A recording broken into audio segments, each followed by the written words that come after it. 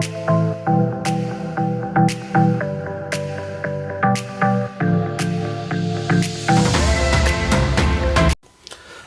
എല്ലാവർക്കും പുതിയൊരു വീഡിയോയിലേക്ക് സ്വാഗതം. നമ്മളിന്ന് പറയാൻ പോകുന്നത് വിശാഖ് സുബ്രഹ്മണ്യം മെറിലാൻഡ് സിനിമാസിൻ്റെ ബാനറിൽ പ്രൊഡ്യൂസ് ചെയ്ത് വിനീത് ശ്രീനിവാസൻ തിരക്കഥ എഴുതി സംവിധാനം ചെയ്ത വർഷങ്ങൾക്ക് ശേഷം എന്ന സിനിമയുടെ വിശേഷമാണ്.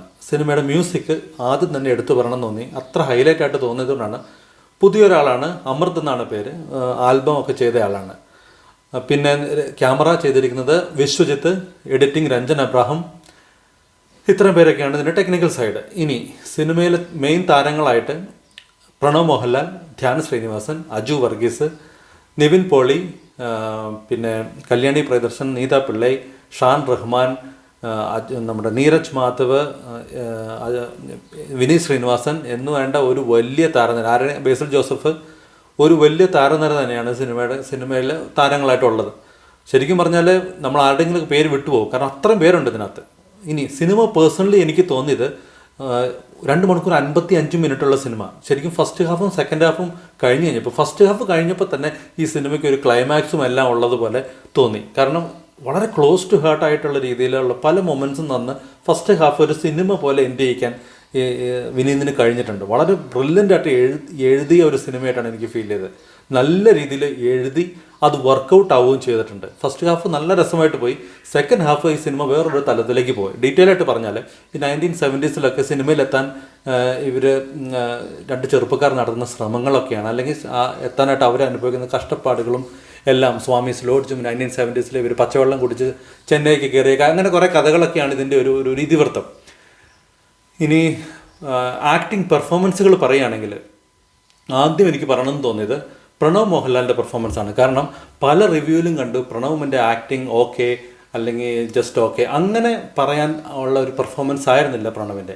വളരെ ഡെപ്തിൽ ചിന്തിക്കുമ്പോൾ പ്രണവിൻ്റെ 1, 2, 3 അല്ലെങ്കിൽ ആദ്യത്തെ 2, 3 സീൻ, എസ്പെഷ്യലി വെള്ളമടിക്കുന്ന സീൻസ് എല്ലാം കുറച്ച് നാടകീയമായിട്ടാണ് പ്രണവ് ചെയ്തിരിക്കുന്നത് എന്നുള്ളത് അംഗീകരിക്കാതിരിക്കാൻ പറ്റില്ല.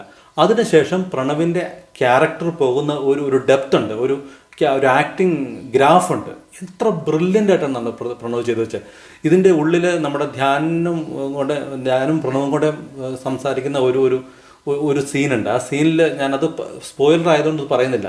അപ്പോൾ പ്രണവിൻ്റെ ഒരു ചോദ്യമുണ്ട്. ആ ഒരു ഒറ്റ സീൻ മതി പ്രണവിൻ്റെ ആക്ടിങ്ങിൻ്റെ ടാലൻറ്റ് എന്താണെന്ന് മനസ്സിലാകും. ബ്രില്യൻ്റ് ആയിട്ട് ആക്ട് ചെയ്തിട്ടുണ്ട് പ്രണവ്. ആയ ക്യാരക്ടറിൻ്റെ വേരിയേഷൻസും ഇതെല്ലാം നന്നായിട്ട് കാണിച്ചിട്ടുണ്ട്. തുടക്കത്തിൽ ഞാൻ പറഞ്ഞു അത് മാത്രമാണ്, ഞാൻ ഓർത്തു, പല റിവ്യൂവിലും ഞാൻ കണ്ടപ്പോൾ ഞാൻ വിചാരിച്ചു ഓക്കെ ഇത് അത്ര ശരിയായിട്ടില്ലല്ലോ, പ്രണവിന് ചേരണില്ലോ. പക്ഷേ അത് 2-3 സീൻ കഴിഞ്ഞിട്ട് പ്രണവ് ആക്ട് ചെയ്ത രീതി ബ്രില്യൻ്റ് എന്നല്ലാണ്ട് വേറെ ഒന്നും പറയാൻ പറ്റില്ല. സൂപ്പറായിട്ട് ആക്ട് ചെയ്തെന്ന് പറഞ്ഞാൽ സൂപ്പറായിട്ട് ആക്ട് ചെയ്തു. ശരിക്കും ഹൃദയമായിരുന്നു എനിക്ക് പ്രണവിൻ്റെ ഏറ്റവും ഇഷ്ടപ്പെട്ട സിനിമ.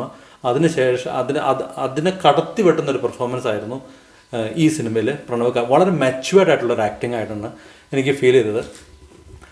അതുപോലെ തന്നെ എനിക്ക് തോന്നിയൊരു കാര്യമാണ് ധ്യാനിൻ്റെ പെർഫോമൻസ്. ധ്യാൻ നമ്മൾ പല രീതിയിൽ നന്നായിട്ട് അഭിനയിക്കുന്ന ആളാണെന്നുള്ളത് അറിയാം, നാച്ചുറലായിട്ട് അഭിനയിക്കാൻ കഴിവുള്ള ആളാണെന്നുള്ളത് നമുക്കറിയാം. പക്ഷേ ഒരു ക്യാരക്ടറിൻ്റെ വേരിയേഷൻസ് എങ്ങനെയൊക്കെ കാണിക്കാൻ പറ്റും, അല്ലെങ്കിൽ പല ഏജിലും എല്ലാം കാണിക്കാൻ അത്ര എളുപ്പമുള്ള കാര്യമില്ല. ഇമോഷൻസ് കൺവേ ചെയ്യാനും പല രീതിയിൽ ഇമോഷൻസ് നമ്മളിലേക്ക് കണക്ട് ചെയ്യാൻ ധ്യാനിന് വളരെ സക്സസ്ഫുള്ളായിട്ട് സാധിച്ചിട്ടുണ്ട്. ഇവർ തമ്മിലുള്ള കോമ്പിനേഷൻ സീൻസൊക്കെ വളരെ ബ്രില്യൻ്റ് ആയിരുന്നു. അത് പല പല പല പല ട്രാക്കിലൂടെയും കടന്നു പോകുന്നുണ്ട്. അത് വളരെ രസമായിട്ട് ഇവർ രണ്ടുപേരും ചെയ്തിട്ടുണ്ട്. ഇനി കല്യാണി പ്രിയദർശൻ്റെ കാര്യം പറയുവാണെങ്കിൽ, കല്യാണി പ്രിയദർശൻ അധികമൊന്നും ചെയ്യാനില്ല, പക്ഷേ ഉണ്ടായിരുന്ന സ്ഥലത്ത് അല്ലെങ്കിൽ ചെറിയ റോളാണ്, നല്ല രീതിയിൽ ചെയ്തിട്ടുണ്ട്. ഇതിനകത്ത് ഗസ്റ്റ് അപ്പിയറൻസ് ആയിട്ടൊരു റോള് വരുന്നുണ്ട്. ആ ആളുടെ കാര്യം ഞാൻ പറഞ്ഞിട്ടില്ല, പക്ഷെ അതങ്ങനെ പറയണത് അത് ഒരു സ്പോയിലർ ആവുന്നതുകൊണ്ട് ഞാൻ അദ്ദേഹത്തിൻ്റെ പെർഫോമൻസിൻ്റെ കാര്യവും തൽക്കാലം പറയുന്നില്ല. അത് നിങ്ങൾ കണ്ടു തന്നെ തീരുമാനിക്കണം. ഇനി അടുത്തത് ഫസ്റ്റ് ഹാഫ് ഇങ്ങനെയൊക്കെ പോയി ഞാൻ പറഞ്ഞില്ലേ, ഒരു ഇങ്ങനെ എൻഡ് ചെയ്യും. പിന്നെ സെക്കൻഡ് ഹാഫിൽ നമ്മുടെ നിവിൻ പോളിയുടെ ഒരു വരവുണ്ട്. നിവിൻ പോളിയുടെ വരവോടുകൂടി സിനിമ നല്ല രീതിയിൽ തന്നെ പോയിക്കൊണ്ടിരിക്കുന്ന, ചെറിയ ചെറിയ തമാശകളോട് പോയിക്കൊണ്ടിരിക്കുന്ന സമയത്ത് നിവിൻ വന്നിട്ട് സിനിമേനെ ഒരു പ്രത്യേക ട്രാക്കിലേക്ക് കൊണ്ടുപോകുന്നുണ്ട്.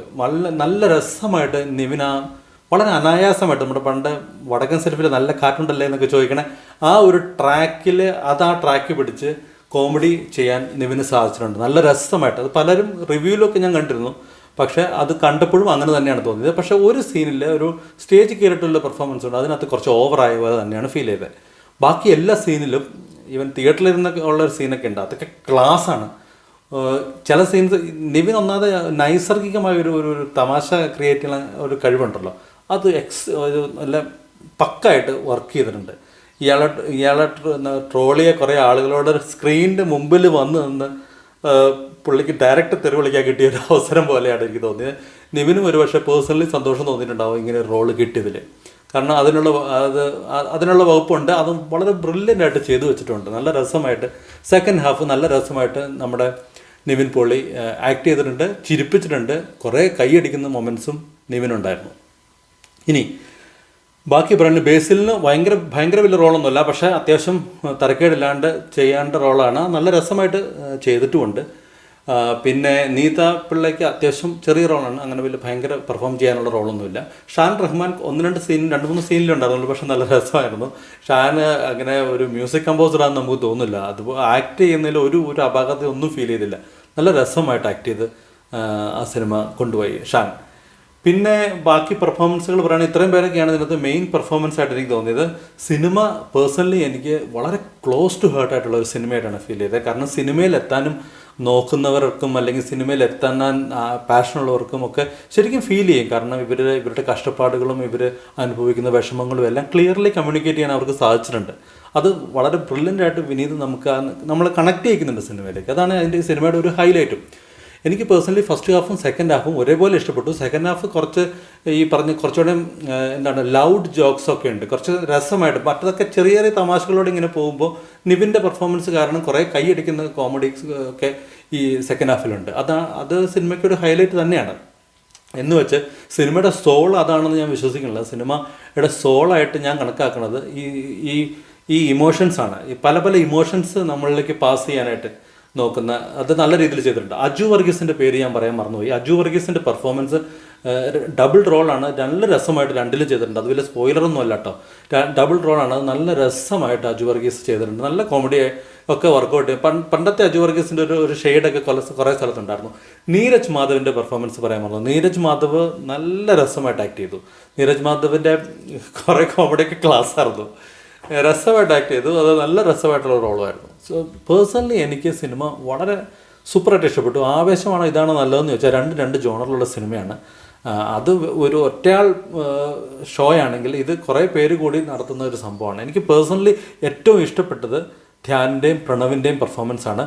എനിക്ക് കുറച്ചുകൂടെ എനിക്ക് സന്തോഷത്തോടെ തോന്നിയത് പ്രണവിൻ്റെ ആക്ടിങ് ആണ്. കാരണം പ്രണവ് ഇങ്ങനെയൊരു സംഭവം നമ്മൾ ചെയ്തിട്ടില്ല. ഓഫ് കോഴ്സ് ധ്യാനും ഇങ്ങനെയൊരു വേവ് ലെങ്ത് അല്ലെങ്കിൽ ഇങ്ങനെയൊരു ട്രാക്ക് പിടിച്ച് പല ഇമോഷൻസ് കൺവേ ചെയ്യുന്നതിൽ ഇവർ രണ്ടുപേർക്കും എത്ര ടാലൻ്റ് ഉണ്ടെന്ന് വ്യക്തമായിട്ട് കാണിച്ചു തന്ന സിനിമയായിട്ടാണ് എനിക്ക് വർഷങ്ങൾക്ക് ശേഷം ഫീൽ ചെയ്ത്. നിവിൻ പോളി ഓഫ് കോഴ്സ് നമുക്ക് കുറച്ച് വർഷങ്ങൾക്ക് മുന്നേ ഉണ്ടായിരുന്ന നിവിൻ പോളിനെ നമുക്ക് തിരിച്ച് കിട്ടി ഈ സിനിമയിൽ. അതും ക്ലിയറായിട്ട് കമ്മ്യൂണിക്കേറ്റ് ചെയ്യുന്ന ഒരു സിനിമയായിട്ടാണ് ഫീൽ ചെയ്ത്. പേഴ്സണലി നിങ്ങൾ ആരും മിസ്സാക്കാണ്ട് കാണേണ്ട സിനിമയാണ്. വർഷങ്ങൾക്ക് ശേഷം ഒരിക്കലും നിങ്ങൾ നിരാശപ്പെടുത്തില്ല. നിങ്ങളെ പല ചിരി, തമാശ, അല്ലെങ്കിൽ വിഷമം, സങ്കടം, സന്തോഷം, ഫീൽ ഗുഡ് എല്ലാം കണക്ട് ചെയ്യുന്ന, എല്ലാം കോർത്തിണക്കിയ ഒരു പെർഫെക്റ്റ് എൻ്റർടൈനറാണ് വർഷങ്ങൾക്ക് ശേഷം. അപ്പോൾ കണ്ടു നോക്കൂ, കണ്ടിട്ട് വിശേഷങ്ങൾ അറിയിക്കൂ. മറ്റൊരു സിനിമയുടെ വിശേഷമായിട്ട് ഉടനെ വരാം. Thank you for watching my videos. Thank you for all the support. എല്ലാവർക്കും നന്മ നിറഞ്ഞ ഒരു വിഷു ആശംസിക്കുന്നു. Bye bye.